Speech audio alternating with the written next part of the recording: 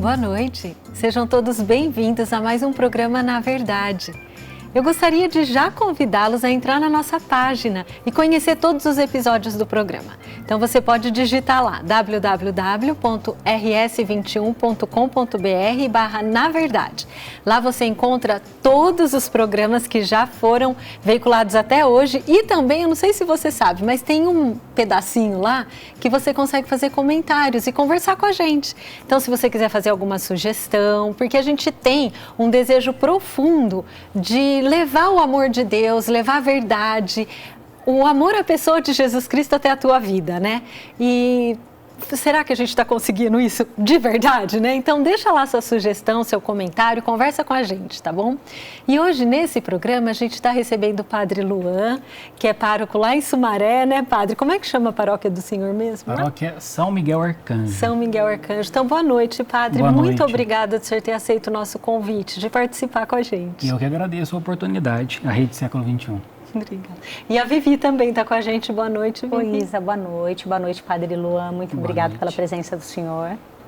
E hoje a gente vai conversar um pouquinho sobre Pentecostes, né? Essa grande festa que eu acho que é até solenidade na igreja, né, Padre? Porque tem diferença, né? Festa, solenidade, né? Pentecostes é solenidade, é uma né? solenidade. É uma solenidade, que é maior do que a festa. Depois o Padre até pode explicar. Mas foi um grande acontecimento, né? Na nossa história e na história da igreja, que mudou muitas coisas, provocou uma conversão de vida muito profunda mesmo na vida dos discípulos, né, dos apóstolos que estavam lá reunidos, só que tinha uma pessoa muito especial ali, que a presença dela foi fundamental para que o Espírito Santo viesse e fizesse morada mesmo nos corações ali, né?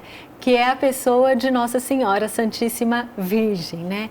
Nossa Senhora, Padre, ela estava presente lá no cenáculo, né? Quando aconteceu essa grande efusão do Espírito Santo, que foi um cumprimento da promessa de Jesus, né? Mas durante a vida dela, ela já tinha tido contato com essa pessoa da Trindade, com o Espírito Santo? Bem, a grande expressão desse contato é justamente a sua concepção. Claramente, o texto fala do Espírito a partir da sombra do Altíssimo, que sobre ela faz com que ela conceba dentro de si a presença de Deus. Então, esse Espírito tocou na sua essência, né, na essência como criatura, porque tocou na sua maternidade, né, é uma marca, né, decisiva da mulher, é a capacidade de gerar uma vida, e assim também como uma crente, né, uma fiel, como judia, que teve a possibilidade de experimentar essa presença de Deus de maneira inédita, né? Um Deus que se fez presente dentro, pela ação do Espírito Santo. Então, sem dúvida, é a partir da sua concepção que se abre essa perspectiva de uma relação mais íntima, mais próxima. Eu acho que a concepção de Nossa Senhora, a sua possibilidade que o anjo dá a partir da Anunciação, nos diz algo que toca muito na experiência com o Espírito Santo, que é a seguinte, né? Dentro de Deus tem espaço para mim e dentro do meu ser tem espaço para Deus. E isso é obra do Espírito Santo. Nossa. E essa definição do Espírito Santo, Padre, ela seria correto nós pensarmos que, porque o mistério da Santíssima Trindade, como o próprio nome diz, é um mistério, né? Propriamente. Nós tentamos aí com algumas luzes entender como Deus é unitrino. E ele é a terceira pessoa da Santíssima Trindade. Ele é o amor do Pai no Filho, não é isso? Exatamente, exatamente. Tem até uma comparação muito, muito curiosa, muito interessante. Quando você imagina, por exemplo, o coração de uma pessoa. Então tem lá as batidas, né? E são essas batidas que mostram a vitalidade e a capacidade que nós temos de viver. Quando uma pessoa se apaixona por uma outra pessoa, então quando dois corações se encontram, as batidas dos dois corações ganham uma outra intensidade, um outro ritmo. Essa batida, de maneira análoga, é a força e a presença do Espírito Santo. É aquilo que faz com que essa comunhão aconteça e dessa comunhão possa irradiar a vida. Então são dois corações, do pai e do filho, que batem, e a batida no amor, que é diferente, como acontece na experiência humana, quando uma pessoa se apaixona por outra, as batidas intensas são justamente essa força, essa manifestação que é o Espírito Santo. Amor puro, né? E o Espírito Santo, bom, se ele é a terceira pessoa da Trindade, ele é eterno, né, ele Padre? É eterno. Ele tá, em todos os momentos ele esteve presente, né? Desde a criação. E a ação dele durante a história foi uma ação mais pontual, né? Antes, no Antigo Testamento, falando aos corações dos profetas de uma maneira muito pontual. Ainda não existia a habitação do Espírito Santo no coração como é hoje, depois da vinda de Cristo, não é? Exatamente, a sua colocação ela é extremamente importante, até porque muitas pessoas, quando veem um mistério de maneira superficial, podem entender que às vezes a subida de Jesus e a manifestação do Espírito Santo é como se fosse uma espécie de troca de cena. De alguém que é substituído. Não é essa a compreensão e nem pode ser. O Espírito Santo, por ser eterno, sempre esteve presente na criação, no ordenamento do caos que deu origem ao universo, falando aos profetas, comunicando a palavra, suscitando o interesse por Deus, suscitando o desejo, a sede de Deus. Esse Espírito que provoca essa busca, esse Espírito que abre essa senda do desejo do infinito que cada pessoa tem, e aos poucos se revelando de maneira mais pontual, a partir de Jesus, que é o Espírito que o move, é o Espírito que o acompanha na sua missão. No Evangelho de São Lucas, no capítulo 4, Jesus entra na sinagoga, toma lá o livro, lê um trecho de Isaías que diz: o Espírito do Senhor está sobre mim. E aí vai falando um pouco da sua missão. Quer dizer, esse Espírito ele sempre esteve. O que acontece em Pentecostes é como se o véu do mistério ele sumisse e aí ficasse claro a obra. É como a conclusão de uma obra. Então Deus vai fazendo, vai forjando essa história, vai realizando essa redenção. Então ele cria, ele redime e no Espírito ele santifica. Aí fica clara a relação e a presença dos três. Seria a revelação da Trindade, ela finda acontecendo ali no cenáculo, no momento. Exato. Tanto que, liturgicamente, nós celebramos Pentecostes, depois tem um domingo que é o domingo da Santíssima Trindade. Ah, é verdade. É em seguida, Padre? Praticamente. Praticamente em seguida. Olha que interessante, eu não tinha me atentado para isso. E aí depois que nós voltamos com o tempo comum. Mas assim, é como se fosse agora a Santíssima Trindade, é como se fosse ali o retoque, ou a assinatura da obra. Né? Então, você pensa no artista que faz um quadro, talvez essa comparação seja melhor. Então, quando você imagina um artista que faz um quadro, ele tem lá todo o processo, desenvolve, expressa aquilo, e aí no fim coloca lá a sua marca, a sua assinatura.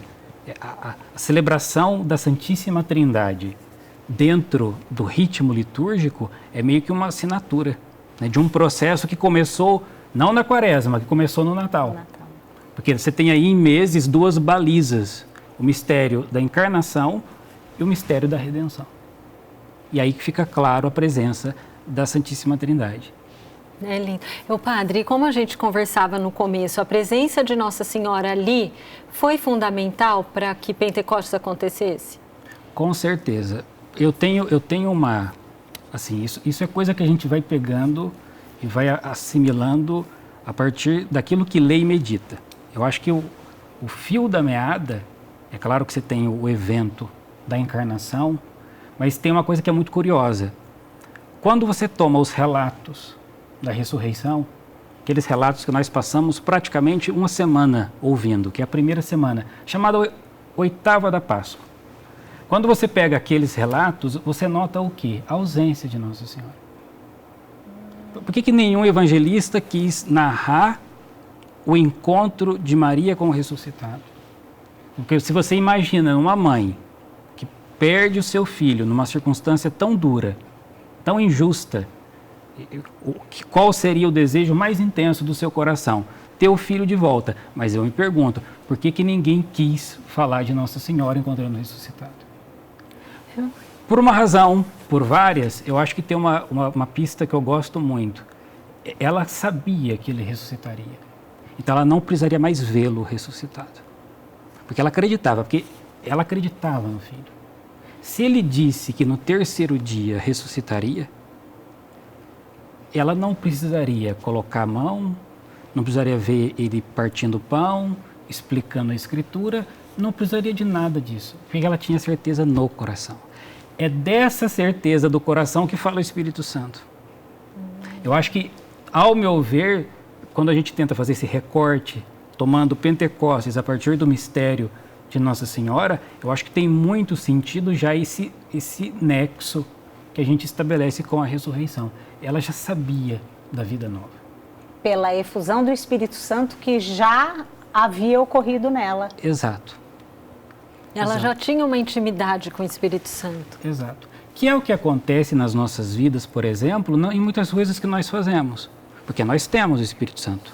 Nós fomos criados à imagem de Deus. Nós recebemos no batismo, nós recebemos na crisma. Nós vivemos com certezas interiores. Com certezas muito profundas, quase que uma intuição, quase que um outro sentido, né? É um sentido de fé. Então tem certas situações de vida que nós encaramos nessa perspectiva. Nós sabemos, porque Ele comunica. Eu acho que aqui está o sentido da Escritura, que quando Jesus diz aos discípulos, Ele vai explicar tudo e vai recordar. Vocês agora não vão entender, mas Ele vai contar. Essa é a comunicação do Espírito.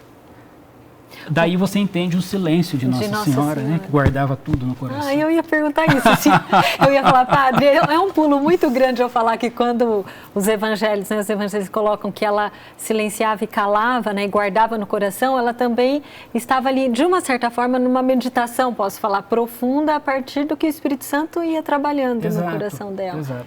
E na Imaculada Conceição, quando ela foi gerada no ventre de Santana, ali já teve também uma ação do Espírito Santo na vida dela por preservá-la do pecado original? Com certeza. Até porque na compreensão da doutrina da fé, todos os milagres, eles acontecem pela ação do Espírito Santo. Ah, tá. Então, a própria ressurreição de Cristo é a ação do Espírito Santo. Inclusive, a relação das festas. Por quê? Pentecostes era uma festa das colheitas. Então lá os homens do campo levavam os primeiros frutos todos os anos a Jerusalém, numa peregrinação, e ofertavam os primeiros frutos. Correto? Então era uma festa das colheitas. Há um sentido muito próximo, porque a ressurreição é o primeiro fruto. Porque o primogênito restaurou todas as coisas. O primeiro fruto. Ele é o primeiro e ele é o primeiro que venceu a morte. Ele é o primeiro que conseguiu fazer o que a humanidade não consegue fazer. Então, Cristo é o primeiro fruto. Então, de uma certa maneira, a ressurreição é como se fosse um sacramento do Espírito Santo. Porque é o Espírito Santo que faz a obra. Se nós entendemos a concepção, a preservação do pecado como milagre, porque a intervenção divina na natureza humana, então é milagre. Se é milagre, tem a ação do Espírito Santo. Então, na vida de Nossa Senhora, lindo, né? Na vida dela, né, ela teve essa ligação íntima, né, com o Espírito Santo em vários momentos. E ali em Pentecostes, então, o Espírito Santo, ele vem em línguas de fogo, né? E qual que é o impacto disso, então, na vida dos apóstolos, padre? O que acontece com eles daí, a partir disso? Boa pergunta, não? Eu acho que a conexão também está ligada à ressurreição. E aí depois eu vou tentar, porque é o meu modo de ler, tentar fazer esse recorte a partir de uma figura que é de Pedro. Então, os discípulos haviam convivido com Jesus 3 anos. Fizeram com ele uma experiência. Perderam ele por dias, perderam. Então aí uma ruptura. E aí nessa ruptura uma série de situações. Nos dias que Jesus aparece, parece que é um tempo que Jesus dá aos discípulos para eles assimilarem um mistério internamente. Para eles se darem conta de que aquela perda não foi mais uma perda, mas que foi mais uma etapa de um processo. Pentecostes é a certeza de que ele está vivo e a manifestação dessa presença de vida nova. Então, aquilo que haviam vivido com ele ganha um novo significado. Ele restaura e reconfigura a vida daqueles homens. O exemplo que eu gosto demais, eu uso sempre, e acho que eu vou passar a vida toda usando, porque me reconheço nesse exemplo, mas para mim uma figura emblemática é Pedro. Se você notar, por exemplo, o Pedro da noite da negação, ao Pedro que depois de Pentecostes faz lá um sermão, encara uma multidão e faz uma grande homilia, uma palavra bonita, pode dizer, aconteceu o Pentecostes, Pedro começa a pregar. Então você olha assim, mas o que aconteceu com esse homem? Parece que não é o mesmo. É o nascer de novo, É o nascer padre? de novo. É o nascer de novo. E aí a gente percebe que a relação do Espírito Santo, ela está muito ligada a essa dimensão do perdão. Porque o nascer de novo vem justamente pela misericórdia. Ai, que bonito isso. Nossa. O devolver a vida. Então, o mal, se por um lado, por exemplo, o Espírito Santo agiu em criar. Então, nos criou Nossa Senhora, preservada da mancha. Então, ele age quando cria, mas ele também age quando recria. Ou seja, quando ele devolve aquilo que o pecado e o sofrimento tirou. Aquilo que o mal tira. Aí a gente percebe a intensidade da dinâmica da ressurreição. Então, Cristo ressurgiu e, de uma certa maneira, aqueles homens ressurgiram com eles, porque foram tocados por esse amor misericordioso.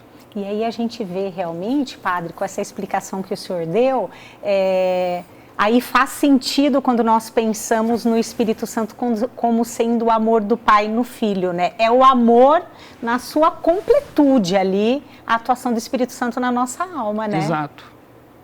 É ele que faz a obra acontecer. E fazer a obra acontecer, e esse sentido que você muito bem colocou de completude, é o sentido que nos falta diante dos limites.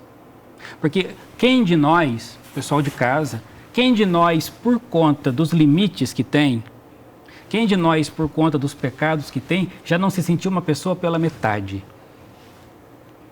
Né? Já se sentiu quase que uma fraude diante dos outros, né? Só, olha, vocês não me conhecem, né? Vocês não sabem o que eu já fiz, né? Vocês não sabem já as situações que eu já passei, né? As pessoas olham muito para as nossas aparências, colocam em nós muitas expectativas. Tem um pouco disso, né? Nós nascemos, mas conforme vamos fazendo a nossa vida, existem males e limites que tendem a minar algumas coisas preciosas, né? Tendem a sepultar alguns sonhos, alguns ideais, matar algumas relações que às vezes nós não conseguimos, né, fazê-las acontecerem.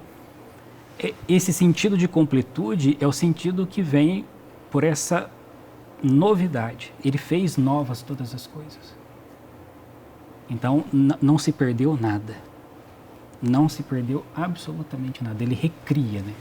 Eu acho que é pela força do Espírito. E o senhor falando dessa completude e de como muitas vezes nós nos sentimos com os outros, eu fiquei pensando, padre, muitas vezes como nós nos sentimos na nossa própria relação com Deus, né? De olhar para Ele e falar, Senhor, olha quem eu sou, olha isso, Senhor.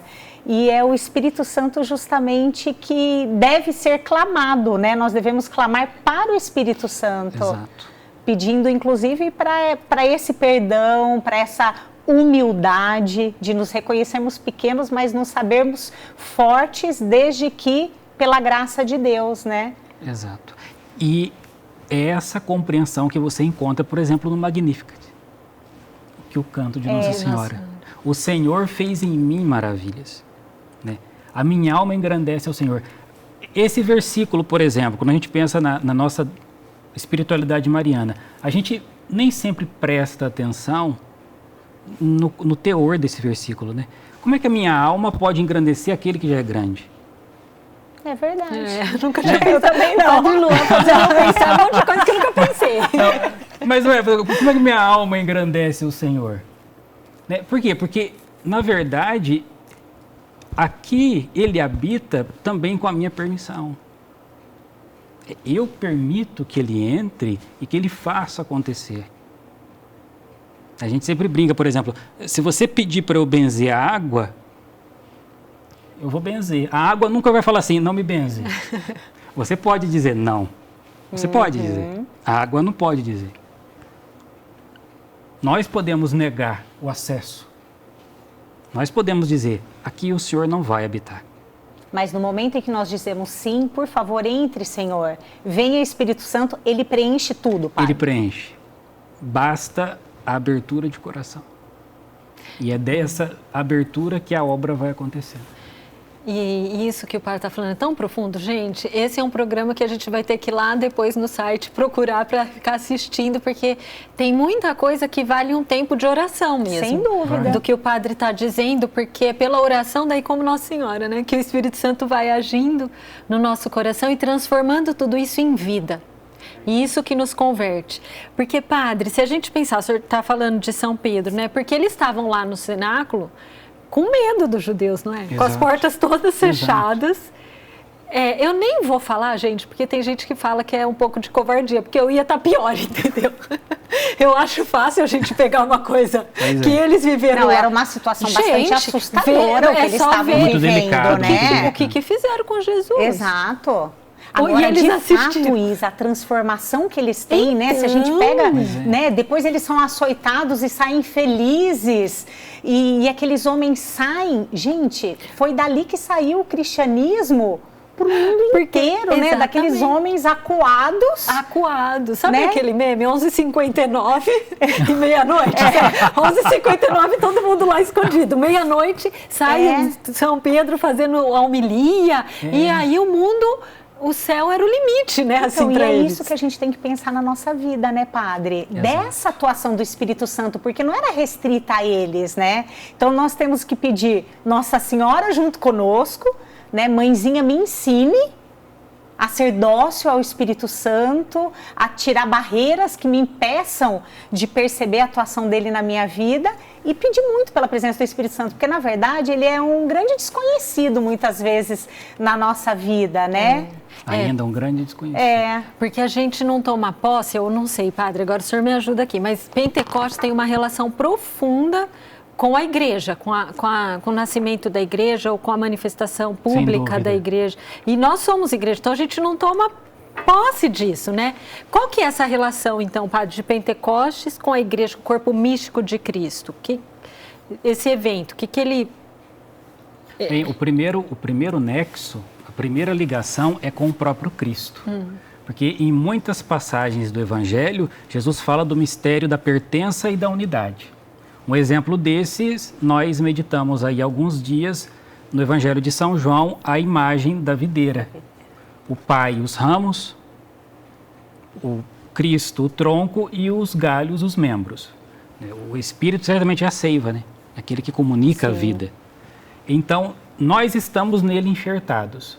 Se nós estamos nele enxertados, a igreja é a extensão. Então, se ela é a extensão, ela é o seu corpo. E ela é o seu corpo por conta dessa dimensão da encarnação, porque ele assumiu um corpo humano. Ele, como Deus, esvaziou-se da sua divindade e assumiu a nossa humanidade. Então, ele se fez corpo. Os seus membros, nele, se fazem corpo, porque ele dá esse espaço, porque ele cria essa interação. Ele assume a nossa humanidade e nos dá a sua divindade. Então, se nós somos a extensão de Cristo, nós comunicamos a graça de Cristo. O que faz a igreja na comunicação? A igreja faz na comunicação aquilo que, de uma certa maneira, Nossa Senhora fez. E aqui a gente percebe o outro link do mistério de Nossa Senhora com a igreja. A igreja é imagem, é reflexo de Nossa Senhora. O que fez ela pela ação do Espírito Santo? Deu ao Cristo a vida humana, o gerou para esse mundo, gerou esse corpo. O que faz a igreja, sendo o corpo, gera também o seu corpo para o mundo. Mas agora numa dinâmica diferente, na palavra e no sacramento, que se dá pela ação do Espírito Santo. Então a igreja pode conhecer Cristo, tal como os discípulos conheceram, sem prejuízo, porque nós cremos que ele está vivo. Então não é um grupo que vai trazer um personagem, que vai contar a história de alguém que viveu e que fez alguma coisa. Não. É uma comunidade que vai testemunhar a presença de alguém que está vivo. E vai ensinar os outros a reconhecerem essa presença. Então é uma comunidade que gera vida. Essa relação ela é muito profunda e muito bonita. Sobretudo nas últimas décadas. Porque você tem, por exemplo, na década de 60, a realização do Concílio Vaticano II, que foi um concílio de moldura mariana. De moldura mariana. O Concílio Vaticano II começou no dia 11 de outubro de 62. 11 de outubro de 62 era celebrada a festa de Santa Maria, Mãe de Deus.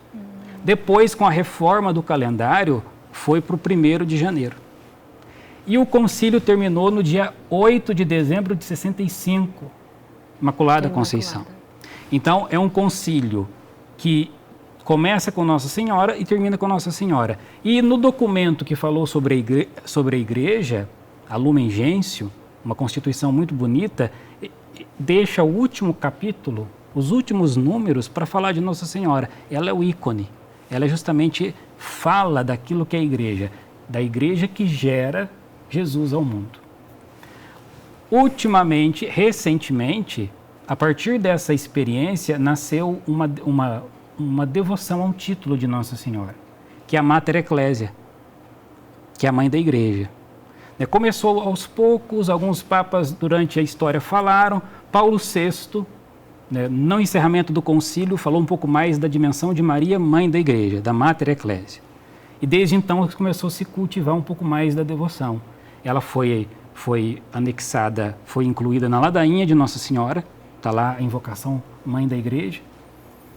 Criou-se uma missa votiva para Nossa Senhora Mãe da Igreja e o ano passado o Papa Francisco tomou essa devoção da Mater Ecclesia, essa celebração da Mãe da Igreja e a fixou no calendário sendo para ser celebrada na segunda-feira após Pentecostes. Ainda é uma realidade nova. O ano passado, o Papa publicou o decreto, se não me engano, em fevereiro, de fevereiro para março, em maio. Eu lembro que foi nesses dias, inclusive, que eu rezei na Santa Rita a devoção à Nossa Senhora Mãe da Igreja. E, aos poucos, a Igreja vai tomando, porque o Papa Francisco vai tomando consciência, porque o Papa Francisco muito chama atenção para a dimensão da Igreja Mãe. A Igreja é mãe. A Igreja é mãe. E ele traz muito com esse sentido da mãe da igreja, da Mater Ecclesia, que agora no calendário litúrgico está associada a Pentecostes. Então isso é uma relação muito curiosa, muito bonita, vale a pena aprofundar. E aí a gente volta um pouquinho lá no começo do programa que a gente estava falando da presença de Nossa Senhora em Pentecostes, né? Então a gente já fecha esse primeiro bloco com Nossa Senhora também, a relação dela agora até com uma festa instituída, né? Exato. De Maria, Mãe da Igreja. Então a gente vai para o intervalo rápido. Fica com a gente, no próximo bloco a gente vai aprofundar um pouquinho então nas ações do Espírito Santo na nossa vida. Até daqui a pouco.